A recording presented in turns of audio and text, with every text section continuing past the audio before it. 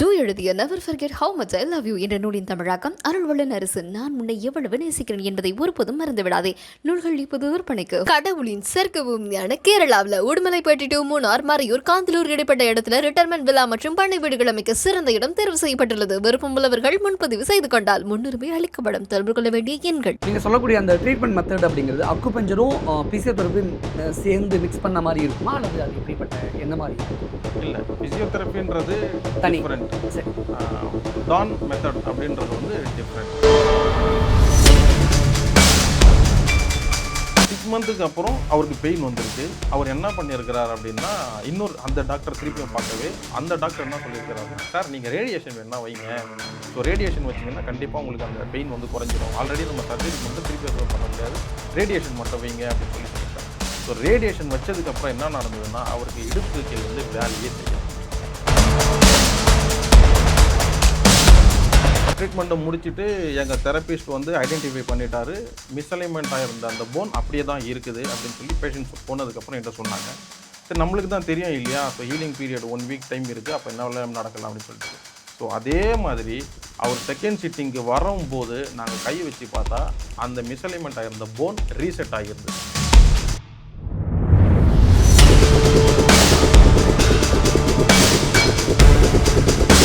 இந்த சேனலுக்கு உங்களது பங்களிப்பை செலுத்த விரும்பினால் சப்போர்ட் பண்ணுங்க. உங்களுடைய சிறு உதவி எங்களுக்கு மிகப்பெரிய ஆதரவாக இருக்கும். நன்றி. வணக்கம்.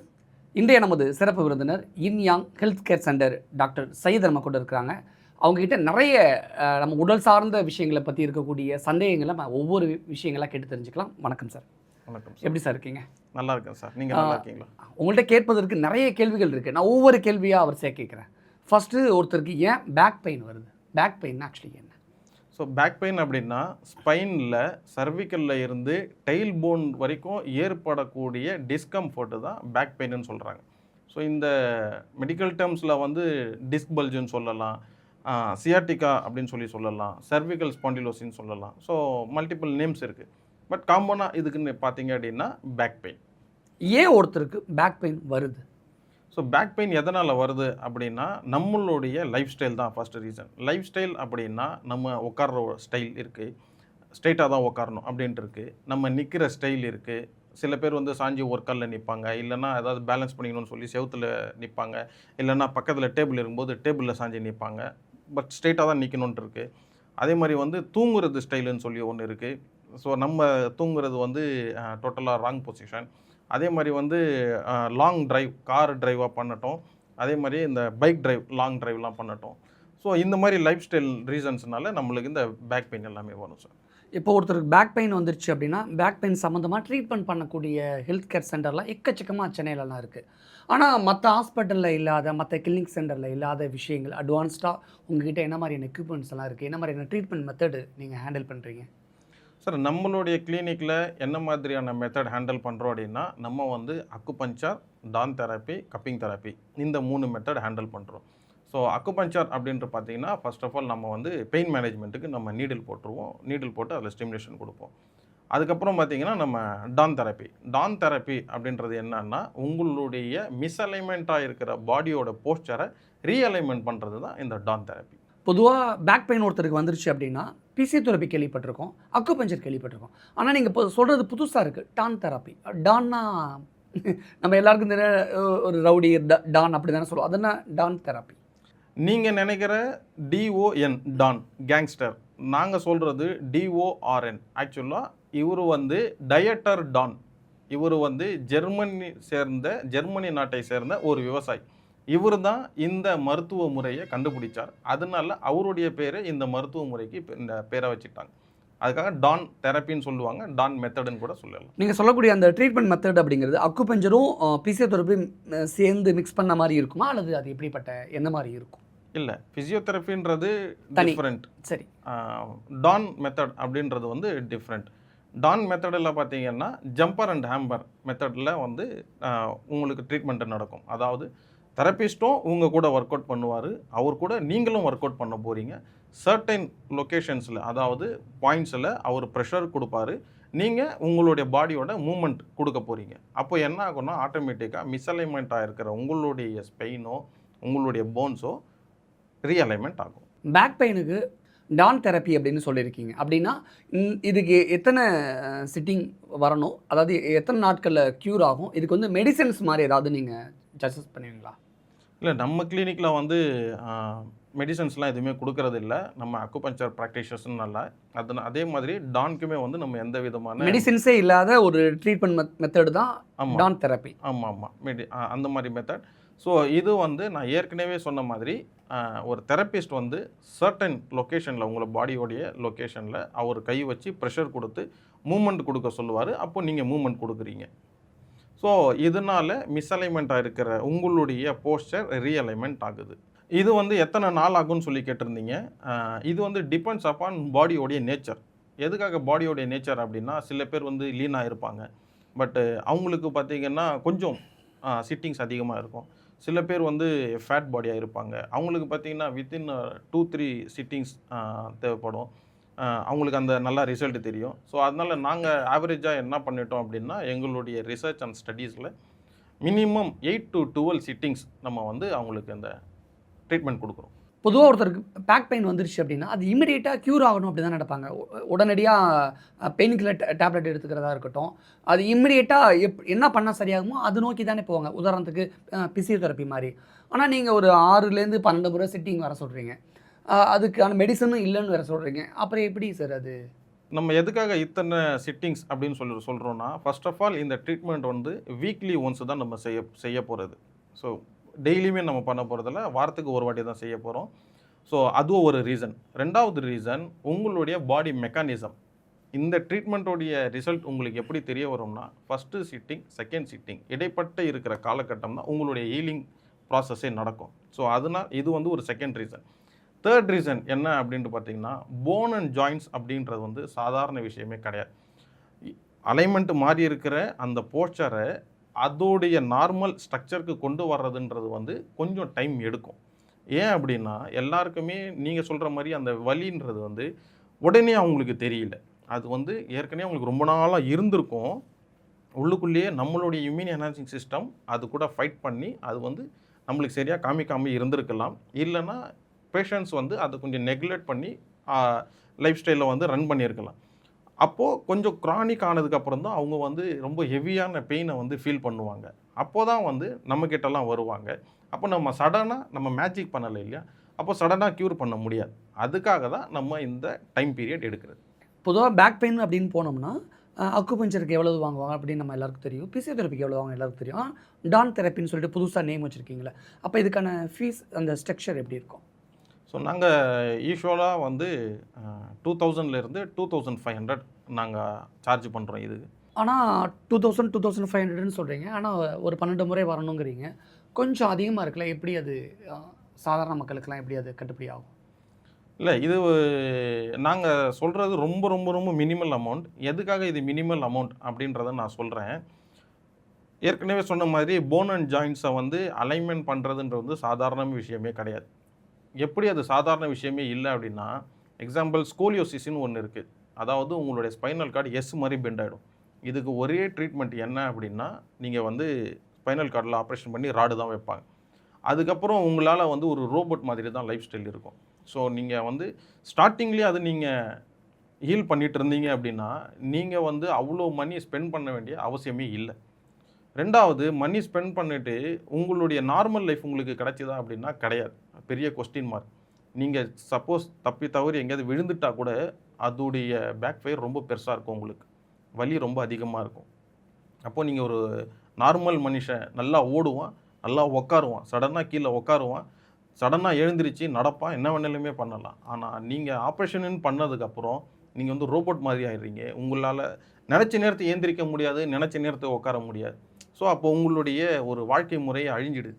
அப்போ நீங்கள் இயர்லியராகவே இங்கே வந்திருந்தீங்க அப்படின்னா, நீங்கள் செலவு பண்ண காசும் மிச்சப்படுத்தியிருக்கலாம், உங்களுடைய உடல் அமைப்பையும் வந்து நம்ம சரி பண்ணியிருக்கலாம். ஸோ இது ஒன்று.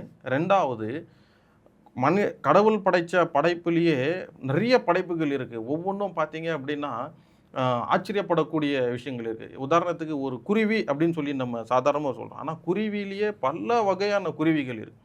மனிதன் அப்படின்னு சொல்கிறோம். என்ன மாதிரி நீங்கள் இருக்கீங்களா, உங்களை மாதிரி நான் இருக்கிறேன்னா? அப்படின்ற போது மனிதனில் மாறுபட்டு இருக்கு. மனுஷனுக்கு வந்து படைச்சதில் இந்த எலும்பு, இந்த தோல், சதை அப்படின்னு சொல்லி நரம்புங்கள்லாம் வச்சு ஆண்டவன் படைச்சிருக்கிறான். இது எப்படி ஒரு அபரிமிதமான ஒரு பொருள் ஆண்டவன் நம்மளுக்கு கொடுத்துருக்கிறான். ஆனால் இதை நம்ம வந்து மிஸ்யூஸ் பண்ணுறோம். எப்படி மிஸ்யூஸ் பண்ணுறோம் அப்படின்னா, நம்ம நீங்கள் ஏற்கனவே கேட்ட மாதிரி தான், உடனே க்யூர் ஆகணும், உடனே க்யூர் ஆகணும் அப்படின்ட்டு போயிட்டு மெடிசின்ஸ் எல்லாமே சாப்பிட்றாங்க, பெயின் கில்லர் சாப்பிட்றாங்க, சர்ஜரி எல்லாமே பண்ணிக்கிறாங்க. நம்ம அந்த மெடிசின்ஸ் கொடுக்காம மெடிசன் சாப்பிட்டா சைடு எஃபெக்ட்ஸ் வருது. அதே நம்ம ஃபஸ்ட்டு பிரேக் பண்ணிடுறோம். சர்ஜரியே வந்து நிறைய நாங்கள் பிரேக் பண்ணியிருக்கிறோம். இதுக்கெல்லாம் நீங்கள் ஒரு சின்னதாக ஒரு காம்பன்சேஷன் தான் இந்த ஒரு சின்ன ஃபீஸ் அமௌண்ட். ஓகே. பேக் பெயினுக்கு டான் தெரப்பி தான் ஸ்பெஷல், அதுதான் பெஸ்ட்டு அப்படின்னு சொல்கிறீங்க. அப்படின்னா இதில் வந்து சக்ஸஸ் ரேட்டு தான் ஃபுல் அண்ட் ஃபுல் இருக்கா? ஃபெயிலியர் ரேட் ஒன்று கூட இல்லையா? எவ்வளோ தூரம் இதை கான்ஃபிடென்ட்டாக நீங்கள் சொல்கிறீங்க? இது எந்த அளவுக்கு எனக்கு கான்ஃபிடென்ட் அப்படின்னா, இதில் நிறைய ஃபெயிலியர் ரேட்டும் இருக்குது. அதை நான் ஹானஸ்ட்டாக ஒத்துக்கிறேன். ஏன் ஃபெயிலியர் ரேட் அப்படின்றது நான் சொல்லிடுறேன். மிஸ்டேக்ஸ் வந்து எங்கள் சைடில் இருந்து கிடையாது. மிஸ்டேக்ஸ் வந்து பேஷண்ட் சைடில் இருந்து. என்ன மிஸ்டேக்ஸ் பண்ணுறாங்க அப்படின்னா, நான் ஏற்கனவே சொன்ன மாதிரி நம்ம வந்து சில பீரியட் சொல்கிறோம். அதாவது 8 to 12 சிட்டிங்ஸ் நீங்கள் எடுங்க அப்படின்றது நம்ம சொல்கிறோம். சில பேஷண்ட்ஸ்க்குலாம் வந்து ஒரு 3 சிட்டிங்ஸில் 2 சிட்டிங்ஸ்லலாம் நிறைய ரிசல்ட் எல்லாம் கிடச்சிருக்கு. ஸோ இந்த ரிசல்ட் கிடச்சதுக்கப்புறம் அவங்க என்ன பண்ணுறாங்கன்னா, they went to their back life. அவங்களுடைய வழக்கமான ஒரு வாழ்வியல் முறைக்கு அவங்க திரும்பிடுறாங்க. திருப்பி அவங்க வந்து நம்ம உட்கார சொல்கிற ப்ரொசீஜரில் உட்காரதில்ல, தூங்குற சொல்கிற ப்ரொசீஜரில் தூங்குறதில்ல. ஸோ இப்படிலாம் பண்ணும்போது என்னென்னா, குறைஞ்சிருந்த ஹீலாகி இருந்த அந்த பேக் பெயின் அது வந்து திருப்பி உங்களுக்கு ரிட்டர்னில் வரும்போது ரொம்ப அக்ரெசிவாக வருது. அக்ரெசிவாக வந்த உடனே அப்போ அவங்க என்ன நினைக்கிறாங்கன்னா, நான் ஆல்ரெடி அந்த டாக்டர்கிட்ட நான் 2 சிட்டிங் போயிட்டேனே, நான் இவ்வளோ காசு கொடுத்துட்டேனே, எனக்கு சரியாகலையே அப்படின்னு சொல்லி அவங்க அப்போயே ஒரு ஃபெட்டப் ஆகிடுறாங்க. ஃபெட்டப் ஆகிட்ட அப்புறம் அவங்க என்ன பண்ணுறாங்கன்னா, அவங்க இதை பற்றி யார்கிட்டயாவது பேசும்போது விசாரிக்கும்போது யாராச்சும் ஏதாச்சும் இப்போது நீங்களே சொல்கிறீங்க இந்த மாதிரி டான் தெரப்பின்றது இருக்கிறது எனக்கு தெரியாதுன்ட்டு. ஸோ நிறைய மக்களுக்கு தெரியல. அப்போ என்ன பண்ணுறாங்கன்னா, சில பேருடைய தவறான கைடன்ஸில் என்ன பண்ணுறாங்கன்னா, பெயின் கில்லர் டேப்லெட் சாப்பிட்றது, டாக்டர்ஸ்லாம் பார்க்குறது அப்படின்ற மாதிரி. அப்போது சில பேருடைய தவறான கைடன்ஸ்னால ஒருத்தர் போயிட்டு சர்ஜரியே பண்ணிக்கிட்டார். நான் ஒரு எக்ஸாம்பிள் மட்டும் சொல்கிறேன். இந்த பேஷண்ட் வந்து வந்தார், எங்கிட்ட ட்ரீட்மெண்ட்டுக்கு வந்தார். அவங்க அப்பாவுக்கு ஃபுல் ட்ரஸ்ட் வந்துருச்சு, ட்ரீட்மெண்ட் பண்ணால் கண்டிப்பாக க்யூர் ஆகிடும்னு சொல்லிட்டு. ஸோ அவங்க பையனை கூட்டிகிட்டு வராரு, அவங்க பையன் ட்ரீட்மெண்ட் எடுக்கிறாரு. அந்த பையனுக்கு ஒரு 2-3 சிட்டிங்ஸ்லேயே நல்ல ரெக்கவர் கிடச்சிது. அவர் வந்து திருப்பியும் வர்றது கட் பண்ணிவிட்டு அவர் வந்து நார்மல் லைஃப்க்கு போயிட்டார். திருப்பியும் அந்த அக்ரெசிவாக பேக் பெயின் வந்த உடனே அவர் என்ன பண்ணியிருக்கிறாருன்னா, அவங்க ஃப்ரெண்டு யாரோ சொன்னாங்கன்னு சொல்லிட்டு ஒரு பெரிய ஹாஸ்பிட்டலில் டாக்டரை பார்த்து சர்ஜரி பண்ணியிருக்கிறாங்க. சர்ஜரி பண்ணி அவருக்கு வந்து நெக்ஸ்ட்டு 6 மந்த்துக்கு பெயினே இல்லை. இது சாதாரண ஒரு டிஸ்க் பல்ஜுக்கு நடந்த விஷயம்தான். பெயினே இல்லை அவருக்கு 6 மந்த்துக்கு. அதுக்கப்புறம் 6 மந்த்துக்கு அப்புறம் அவருக்கு பெயின் வந்திருக்கு. அவர் என்ன பண்ணியிருக்கிறார் அப்படின்னா, இன்னொரு அந்த டாக்டர் திருப்பியும் பார்க்கவே அந்த டாக்டர் என்ன சொல்லியிருக்கிறாருன்னா, சார் நீங்கள் ரேடியேஷன் வேணா வைங்க. ஸோ ரேடியேஷன் வச்சிங்கன்னா கண்டிப்பாக உங்களுக்கு அந்த பெயின் வந்து குறைஞ்சிரும். ஆல்ரெடி நம்ம சர்ஜரி பண்ணோம், திருப்பி எதுவுமே பண்ண முடியாது, ரேடியேஷன் மட்டும் வைங்க அப்படின்னு சொல்லிட்டார். ஸோ ரேடியேஷன் வச்சதுக்கப்புறம் என்ன நடந்ததுன்னா, அவருக்கு இடுப்புக்கு கீழே இருந்து வேலையே செய்யலை. அவர் வந்து பெட் ரிட்டர்ன் ஆகிட்டார். அவருக்கு ரொம்ப 60-70 வயசுலாம் கூட கிடையாது. ஜஸ்ட்டு 44-45 தான் இருக்கும். அவங்களுக்கு குழந்தை இருக்குது. இப்போது நான் சொன்ன மாதிரி அவர் கைடன்ஸ், என்னுடைய கைடன்ஸில் அட்லீஸ்ட் அவர் வந்து ட்ரை பண்ணி பார்த்துருக்கலாம். 8 to 12 சிட்டிங் சொன்னேன். அவர் எடுத்திருந்தாருன்னா கண்டிப்பாக அவருக்கு ரிசல்ட் கிடச்சிருக்கும். ஆக்சுவலாக அந்த ரிசல்ட் அவங்களுக்கு கிடைச்சதுனால தான் அவர் வந்து ட்ரீட்மெண்ட் வர்றதை ஸ்டாப் பண்ணிவிட்டு அவர் வந்து நார்மல் லைஃப்க்கு போயிட்டார். அவருடைய ரொட்டீன் ஒர்க்கு பார்க்க போயிட்டார். ஸோ இப்போது அந்த திருப்பியும் அந்த பேக் பெயின் அக்ரெசிவாக வந்ததுக்கப்புறம் ஆப்ரேஷன்லாம் பண்ணதுக்கப்புறம் அவருக்கு இந்த மாதிரி நிலைமை ஆயிடுச்சு. இது எனக்கு எப்படி தெரிய வரும் அப்படின்னா, இந்த இன்சிடெண்ட் நடந்ததுக்கப்புறம் ஒரு 3 மந்த்துக்கு அப்புறம் அவங்க ஃபாதரே எனக்கு கால் பண்ணாங்க. இந்த மாதிரி விஷயங்கள் எல்லாம் சொன்னாங்க. நான் வீட்டில் போய் பார்த்தேன், எனக்கு கண்ணில் தண்ணியே வந்துருச்சு. நீங்கள் சொல்கிறத பார்த்தா பொதுவாக ஒருத்தருக்கு ஒரு ப்ராப்ளம் வந்துச்சு அப்படின்னா ஆர்த்தோ டாக்டரோ, அக்குபஞ்சரோ, பிசியோதெரப்பியோ, வாட் எவர் ஏதோ இப்படி தானே ட்ரீட்மெண்ட் போவாங்க. ஆனால் நீங்கள் சொல்கிறத பார்த்தா ஒரு இன்ஜெக்ஷன் கூட தேவையில்லை, ஒரு பெயின் கில்லர் கூட டேப்லெட் கூட தேவையில்லை, எதுவுமே தேவையில்லை, வெறும் இந்த டான் தெரப்பி மட்டும் போதுமானது அப்படின்னு நீங்கள் சொல்கிறீங்களே, இது ஓவர் கான்ஃபிடென்ட்டாக இருக்கே. ஒரு புதுமையாகவும் புதுசாகவும் இருக்குது இந்த ட்ரீட்மெண்ட் ஆஃப் மெத்தடே. இல்லை, இது அந்த ஃபர்ஸ்ட் ஆஃப் ஆல் அந்த வலி வந்தது இல்லையா, அந்த ஒரு நோயின்னு சொல்லலாம், என்ன வேணாலுமே சொல்லலாம். அது எங்கேருந்து வந்துச்சு முதல்ல? நம்ம உடலுக்கு உள்ளிருந்து தானே வந்தது. அந்த அந்த வலி வர்றதுக்கு முதல் காரணமே நம்ம தானே. அப்போ முதல் சிட்டிங்லேயே அதை கண்டுபிடிச்சி அதை கிளியர் பண்ணிடுவீங்களா? கண்டிப்பா பெயின் கில்லர் தேவையில்லை. இப்போ தேவையில்லை. வாரத்துக்கு ஒரு சிட்டிங் அப்படின்னா அந்த ஒரு வாரம் வரைக்கும் அந்த பெயினை வந்து தாக்கு பிடிச்சிட முடியுமா, தாங்கிக்க முடியுமா? கண்டிப்பா மாறும். முதல் அதாவது சிட்டிங்ல ஒரு சேஞ்சஸ் கிடைச்சிடுமா? கண்டிப்பா அவங்க ஃபீல் பண்ணுவாங்க. நான் தான் சொன்னேன் இல்லையா, ஃபர்ஸ்ட் சிட்டிங்கும் செகண்ட் சிட்டிங்கும் இடைப்பட்ட காலம் தான் இதுல ஹீலிங் ப்ராசஸே நடக்கும். ஓ. ஸோ அப்போ நீங்க ஃபீல் பண்ணணும் அப்படின்னா, அதாவது எக்ஸாம்பிள் நம்ம மெடிசன் சாப்பிட்டா உங்களுக்கு அது ஒரு 5 மினிட்ஸில் உங்களுடைய பிளட்ல டைல்யூட் ஆகி உங்களுக்கு ஒரு கெமிக்கல் ரியாக்ஷன்ஸ் தெரியும். பட் நம்ம மெடிசன்ஸ் கொடுக்கறது இல்லை, நம்ம நேச்சுரலாக தான் ஹீல் பண்ண போகிறோம். அப்போ அந்த நேச்சுரல் ட்ரீட்மெண்ட் நடக்கும்போது, நேச்சுரலாக ஹீலிங் நடக்கும்போது it needs some time. So அதுக்காக தான் இந்த டைம் பீரியடை நாங்கள் சொல்கிறோம். இப்போ ஃபஸ்ட்டு சிட்டிங்கே அவங்களுக்கு ரிசல்ட் கிடைக்குமானா தே ஷுட் பி பேஷன்ஸ். அப்போது செகண்ட் சிட்டிங்கில் அவங்க வந்து சொல்லுவாங்க, சார் எனக்கு நேற்று தான் எனக்கு டிஃப்ரென்ஸே ஒரு தெரிஞ்சுதுன்னு சொல்லி. அப்போ அவங்க செகண்ட் சிட்டிங்கில் சொல்லுவாங்க. அப்போது சிட்டிங் டே பை டே மாறும்போது தான் அவங்களுடைய இம்ப்ரூவ்மெண்ட் அவங்க சொல்லும்போது எங்களுக்கு இன்னும் ஆச்சரியமாகவே இருக்கும். நான் இன்னொரு எக்ஸாம்பிள் கூட சொல்கிறேன். நாங்கள் ஒரு பேஷண்ட்டுக்கு வந்து மிஸ்அலைன்மெண்ட் ஆகிருந்தது. ஸோ நாங்கள் அன்றைக்கி ட்ரீட்மெண்ட்டை முடிச்சிட்டோம். ஸோ ட்ரீட்மெண்ட்டை முடிச்சுட்டு எங்கள் தெரபிஸ்ட் வந்து ஐடென்டிஃபை பண்ணிட்டாரு, மிஸ்அலைன்மெண்ட் ஆகிருந்த அந்த போன் அப்படியே தான் இருக்குது அப்படின்னு சொல்லி பேஷண்ட்ஸ் போனதுக்கப்புறம் என்கிட்ட சொன்னாங்க. சரி, நம்மளுக்கு தான் தெரியும் இல்லையா, so healing period 1 week time இருக்குது, அப்போ என்ன வேலை நடக்கலாம் அப்படின்னு சொல்லிட்டு. ஸோ அதே மாதிரி அவர் செகண்ட் சிட்டிங்க்கு வரும்போது நாங்கள் கை வச்சு பார்த்தா அந்த மிஸ்அலைன்மெண்ட் ஆகிருந்த போன் ரீசெட் ஆகியிருந்தது. ட்ரீட்மெண்ட் அப்போது மிஸ்அலைன்மெண்ட் ஆகிருந்த போன் எப்படி இருந்ததோ, போஸ்டர் மாதிரி இருந்ததோ அப்படியே தான் இருந்தது. அன்றைக்கி ட்ரீட்மெண்ட் முடிஞ்சதுக்கப்புறமும் அப்படியே தான் இருந்தது. பட் ஆனால் செகண்ட் சிட்டிங் வரும்போது பார்த்தீங்கன்னா அந்த மிஸ்அலைன்மெண்ட் ஆகிருந்த போன் அதோடைய பிளேஸில் ரீசெட் ஆகிடுச்சு. இதுவே ஒரு பெரிய சயின்ஸ் தானே. ஸோ இதுக்காக தான் நாங்கள் வந்து அந்த டைம் டியூரேஷன் சொல்கிறது.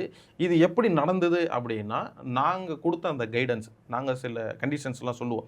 நீங்கள் இப்படி தான் உட்காரணும், நீங்கள் இப்படி தான் நிற்கணும், நீங்கள் கார் ஓட்டுறதா இருந்தால் இந்த மாதிரி ஓட்டுங்க, பைக் ஓட்டுறதா இருந்தால் நீங்கள் இவ்வளோ தூரத்தில் இப்படி தான் ஸ்ட்ரெயிட்டாக உட்காந்து ஓட்டணுன்ற மாதிரி சில கண்டிஷன்ஸ் எல்லாமே நாங்கள் சொல்லிவிடுவோம். அவங்க கரெக்டாக 100% ஃபாலோ பண்ணாங்கன்னா 100% அவங்களுக்கான ரிசல்ட் ரொம்ப குயிக்காக கிடைக்கும். நிச்சயமாக, கண்டிப்பாக நிறைய பேஷண்ட்ஸ் வருவாங்க. உங்களுடைய சக்ஸஸ் ரேட் என்ன அப்படின்னு ஒவ்வொரு பேஷண்ட்ஸ்கிட்டயே நம்ம ஒவ்வொரு விஷயங்கள் நம்ம கேட்டு தெரிஞ்சுக்கலாம். கண்டிப்பாக நானே ஒரு நாளைக்கு பேஷண்ட்டாகவே வந்து இது எப்படி நடக்குது, இந்த ட்ரீட்மெண்ட் மெத்தட் எப்படிலாம் இருக்குது அப்படின்னு நானே லைவாக ஒரு டெமோ மாதிரி நானே எடுத்துக்கிறேன். நிறைய விஷயங்கள் ஷேர் பண்ணிக்கிட்டீங்க. மிக்க நன்றி. கண்டிப்பாக சார், நன்றி.